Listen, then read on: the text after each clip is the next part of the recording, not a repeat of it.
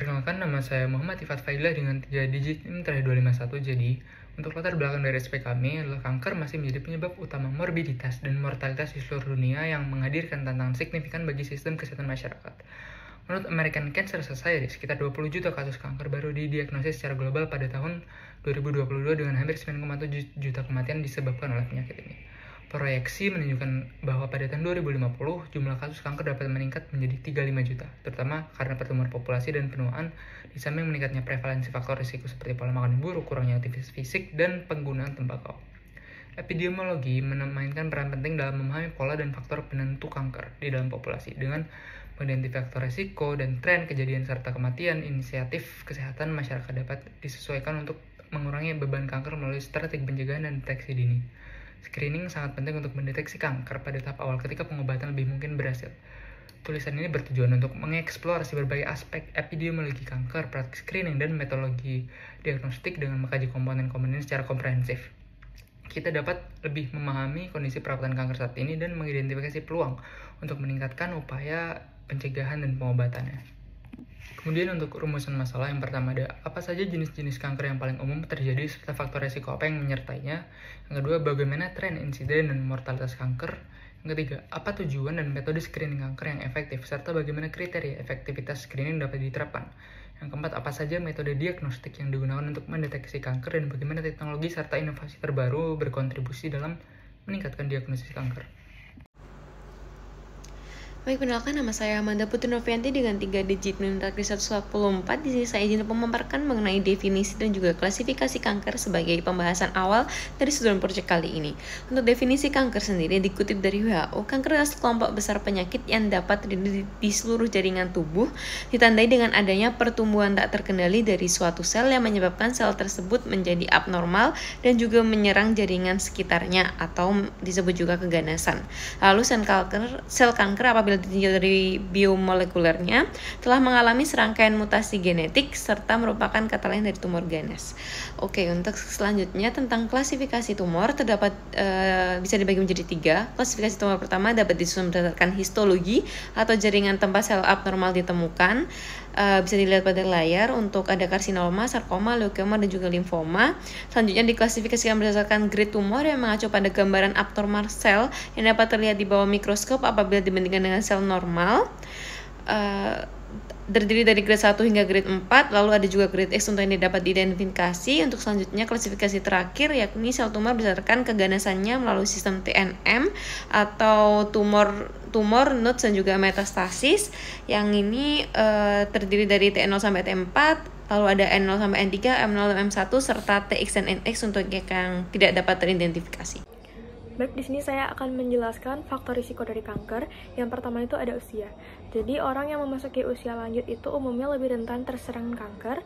Menurut NCI Surveillance, Epidemiology and Results Program, rata-rata usia yang terdiagnosis kanker itu adalah 66 tahun. Yang kedua ada alkohol dan tembakau. Konsumsi alkohol dan juga tembakau itu dapat meningkatkan risiko terkena kanker mulut, tenggorokan, esofagus, laring, hati, payudara, kerongkongan, kandung kemih, ginjal, hati, perut, pankreas, usus besar, dan rektum, serta leher rahim, dan juga leukemia mieloid akut. Selanjutnya ada radiasi.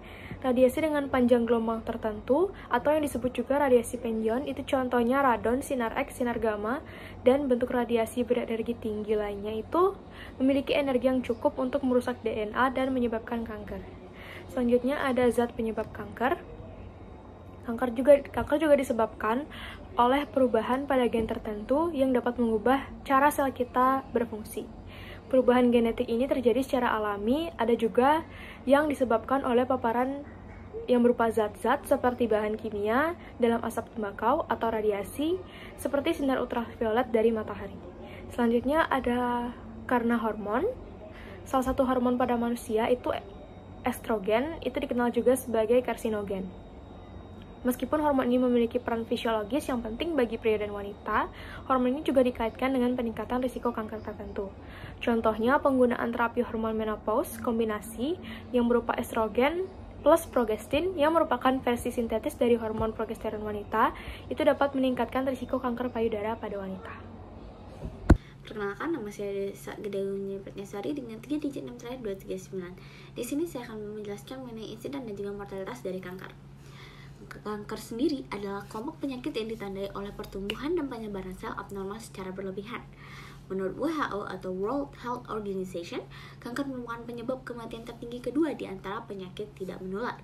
Data dari Global Cancer Statistics atau GloboCan pada tahun 2020 menunjukkan terdapat 19,3 juta kasus baru kanker di dunia, dengan angka kematian mencapai sekitar 10 juta jiwa.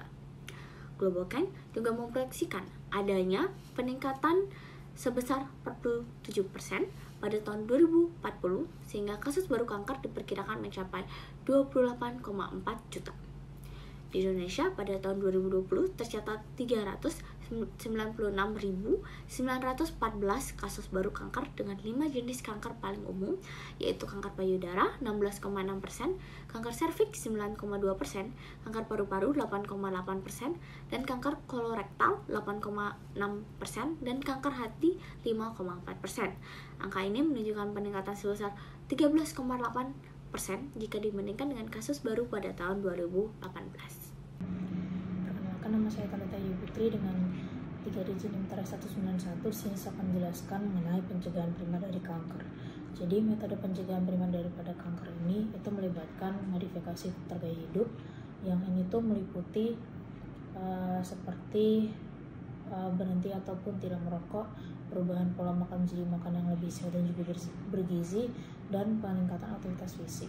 Lalu ada pun juga dengan terapi protektif seperti melakukan vaksinasi, yang mana dengan metode ini itu telah menunjukkan keefektifan jangka panjang dalam mencegah seorang terkena kanker. Sekian, terima kasih. Baik, terima kasih. Selanjutnya saya akan menjelaskan mengenai pengertian dan tujuan dari screening pada kanker.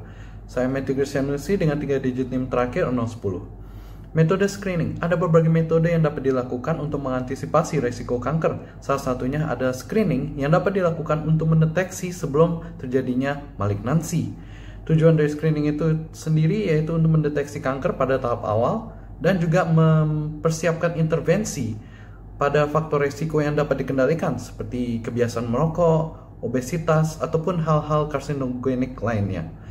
Metode screening diharapkan dapat menurunkan mobilitas dan mortalitas serta meningkatkan kualitas harapan hidup pasien. Metode screening ini sendiri juga tidak perlu diwaspadai karena ini dapat beresiko pada psikologis pasien. Ini dapat ditemukan adanya potensi depresi dan kekhawatiran yang berlebihan saat mengetahui hasil yang telah didapatkan dari screening kanker pada pasien. Sekian yang dapat saya jelaskan mengenai screening. Presentasi akan dilanjutkan kembali oleh teman saya. Terima kasih. Perkenalkan, nama saya Nia dengan 3 digit NIM terakhir 062. Jadi di sini saya akan menjelaskan metode screening berdasarkan jenis kanker. Yang pertama yaitu ada kanker payudara. Modalitas screening kanker payudara yang diterima secara luas meliputi mamografi, pencitraan resonansi magnetik atau MRI payudara, tomosintesis payudara digital atau DBT, yang terakhir yaitu ada USG payudara. Yang kedua yaitu ada kanker serviks. Tes screening kanker serviks meliputi tes pap smear. Tes pap smear dengan pengujian bersama HPV dan pengujian HPV risiko tinggi untuk mendeteksi keberadaan virus. Yang ketiga yaitu ada kanker paru-paru. NLST menilai keandalan tomografi terkomputasi paru-paru dosis rendah atau LDCT dalam screening kanker paru-paru. Kemudian yang terakhir yaitu ada kanker prostat.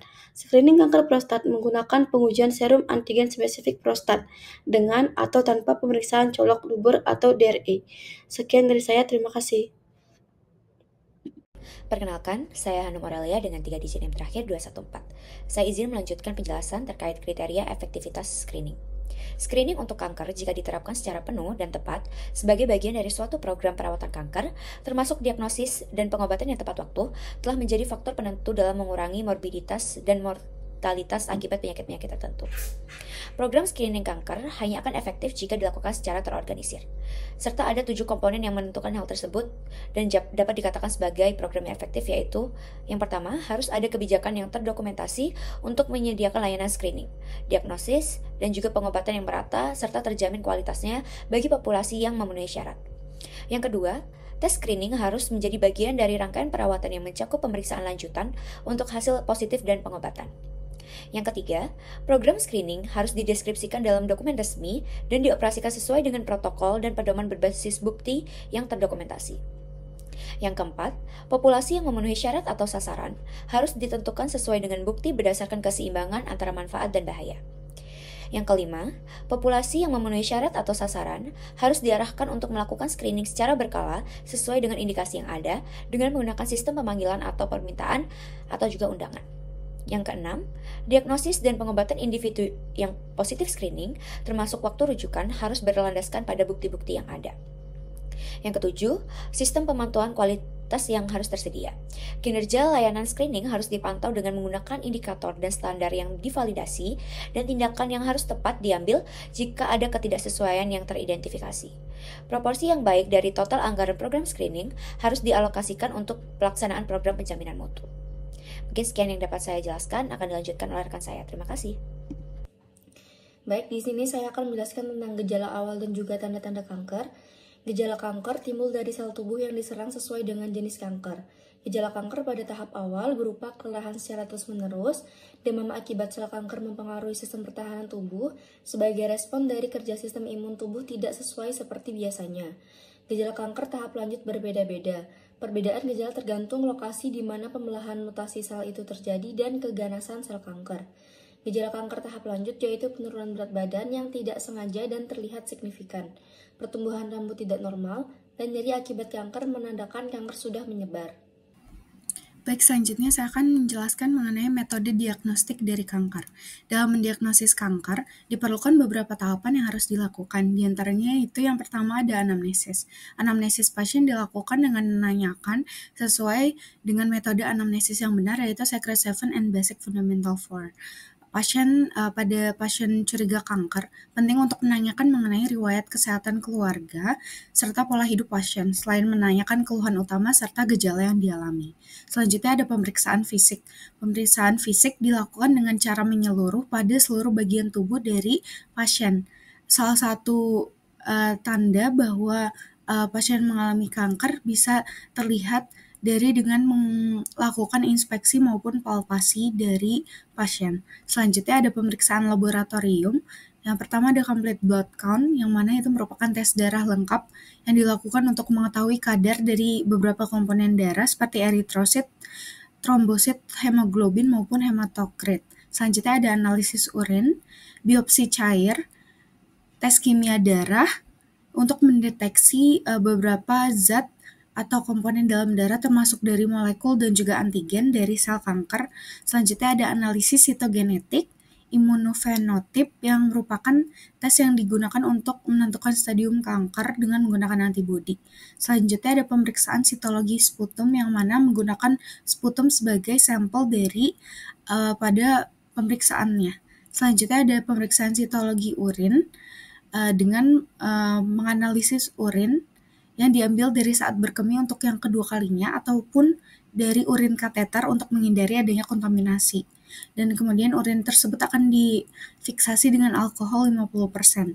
Selanjutnya ada metode biopsi, yang pertama dengan jarum, dan selanjutnya ada endoskopi yang dapat berupa kolonoskopi maupun bronkoskopi. Dan yang terakhir merupakan tes screening yang dapat berupa CT scan, MRI, PET, USG, X-ray atau sinar X, dan juga nuclear and bone scan.